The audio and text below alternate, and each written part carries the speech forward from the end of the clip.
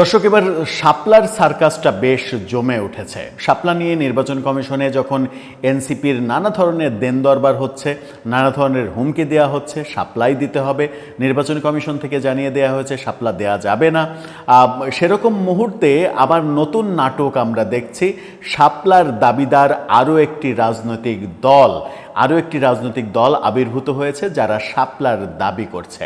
তারা বলছে শাপলার একমাত্র দাবিদার তারা, এনসিপি নয়। নাটকটা বেশ জমে উঠেছে। কারা এই কর্মকাণ্ডটা ঘটাচ্ছে, এর পেছনে উদ্দেশ্যটা কি, এবার টক্করটা ভালোভাবেই বেঁধে গেল কিনা, এই দাবির প্রেক্ষাপটে নির্বাচন কমিশনের আর কোনো উপায় থাকছে কিনা, এনসিপিকে দেওয়ার ইচ্ছা থাকলেও তারা আর দিতে পারছে কিনা, একটু বোঝার চেষ্টা করব নতুন এই নাটকটার মর্মার্থটা। এই ভিডিওতে থাকবেন পলিটিক্স টিভির নিয়মিত আয়োজনে।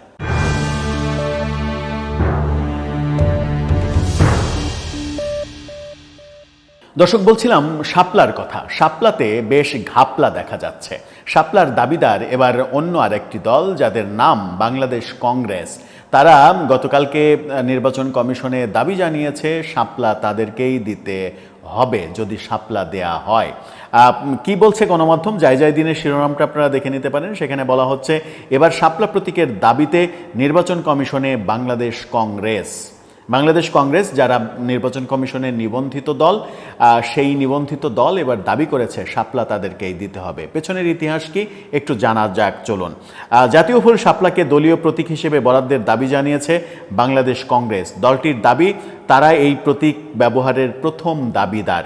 যদি নির্বাচন কমিশন শাপলাকে নতুন প্রতীক হিসেবে অনুমোদন দেয়, তবে বর্তমানে ব্যবহৃত ডাব প্রতীকের পরিবর্তে তাদেরই অগ্রাধিকার দিতে হবে, তাদেরকেই শাপলা দিতে হবে। গতকালকে সকালে প্রধান নির্বাচন কমিশনার এম নাসিরউদ্দিনের কাছে এই বিষয়ে আনুষ্ঠানিক আবেদনপত্র জমা দিয়েছেন দলটির মহাসচিব অ্যাডভোকেট ইয়ারুল ইসলাম।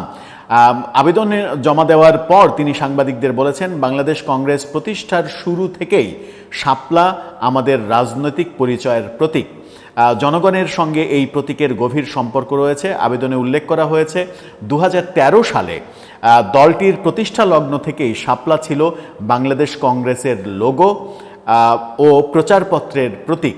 তবে 2017 সালে নিবন্ধনের আবেদন করার সময় নির্বাচন কমিশন জানায় জাতীয় প্রতীক হওয়ায় শাপলা দলীয় প্রতীক হিসেবে ব্যবহার করা যাবে না। পরে বিকল্প হিসেবে দলটি বই প্রতীক প্রস্তাব করে। পরবর্তীতে সুপ্রিম কোর্টের রায়ের ভিত্তিতে বাংলাদেশ কংগ্রেসের নিবন্ধন অনুমোদিত হলেও গেজেটভুক্ত প্রতীকের তালিকায় শাপলা না থাকায় কমিশন তাদের ডাব প্রতীক নিতে বাধ্য করে। তারা বলেছে যে ডাব প্রতীক নিতে তাদেরকে বাধ্য করা হয়েছে শাপলা না দিয়ে। এই প্রসঙ্গে অ্যাডভোকেট ইয়ারুল ইসলাম বলেছেন, আমরা সব সময় নির্বাচন কমিশনের নিয়ম মেনে চলেছি। তবে যদি সরকার বা ইসি জাতীয় প্রতীক শাপলাকে কোনো রাজনৈতিক প্রতীক হিসেবে ব্যবহারের অনুমতি দেয়, তবে ঐতিহাসিকভাবে আমরাই এর প্রথম দাবিদার। তারা বলছে 2013 সাল থেকে সেটা তারা ব্যবহার করে আসছে এবং 2017 সালে দলকে যখন নিবন্ধন দেওয়া হয় তখনও তারা চেয়েছিল, কিন্তু নির্বাচন কমিশন জাতীয় প্রতীক দেবে না বলে তাদেরকে বঞ্চিত করে ডাব প্রতীক নিতে বাধ্য করেছিল। আবেদনে আরও বলা হয়েছে, সাম্প্রতিক সময়ে অন্যান্য রাজনৈতিক দল থেকেও শাপলা প্রতীক চাওয়ার খবর পাওয়া গেছে। তাই বাংলাদেশ কংগ্রেস মনে করে এই প্রতীকের ঐতিহাসিক ব্যবহার ও দলের পরিচয়ের স্বার্থে তাদেরকেই প্রাধান্য দেওয়া উচিত। নির্বাচন কমিশনের একজন কর্মকর্তা জানিয়েছেন, আবেদনটি কমিশনের রেকর্ড শাখায় গ্রহণ করা হয়েছে এবং বিষয়টি পর্যালোচনার জন্য সংশ্লিষ্ট বিভাগে পাঠানো হয়েছে। পরবর্তী সিদ্ধান্ত কমিশন বৈঠকে নেওয়া হবে। খেলাটা জমে গেছে। তার মানে এই যে বাংলাদেশ কংগ্রেস যখন এই আবেদনটা করলো এবং তারা যথেষ্ট প্রমাণ হাজির করেছে, তারা দলের শুরু থেকে জন্ম থেকে 2013 সাল থেকে শাপলা প্রতীক তাদের লোগো হিসেবে ব্যবহার করেছে, তাদের প্রতীক হিসেবে চেয়েছে। 2017 সালে তাদেরকে শাপলা দেয়নি, না দিয়ে ডাব দিয়েছে। অর্থাৎ ঐতিহাসিকভাবে এর আগে আমরা দেখেছি নাগরিক ঐক্য, তারাও শাপলা চেয়েছিল। তারা দাবি করছে নাগরিক ঐক্যর আগে থেকেই তারা শাপলার দাবিদার, সুতরাং শাপলা দিতে হলে তাদেরকেই দিতে হবে, এনসিপিকে শাপলা দেওয়ার কোনো অবকাশ নেই। খেলাটা জমে গেল। এরপরেও কি নির্বাচন কমিশন শাপলাকে তাদের প্রতীকের মধ্যে আর আনতে পারবে? প্রতীকের মধ্যে আনলে যদি বাংলাদেশ কংগ্রেস আদালতের শরণাপন্ন হয়, তখন কি হবে, নাকি আদালতও এনসিপির পক্ষেই কথা বলবে?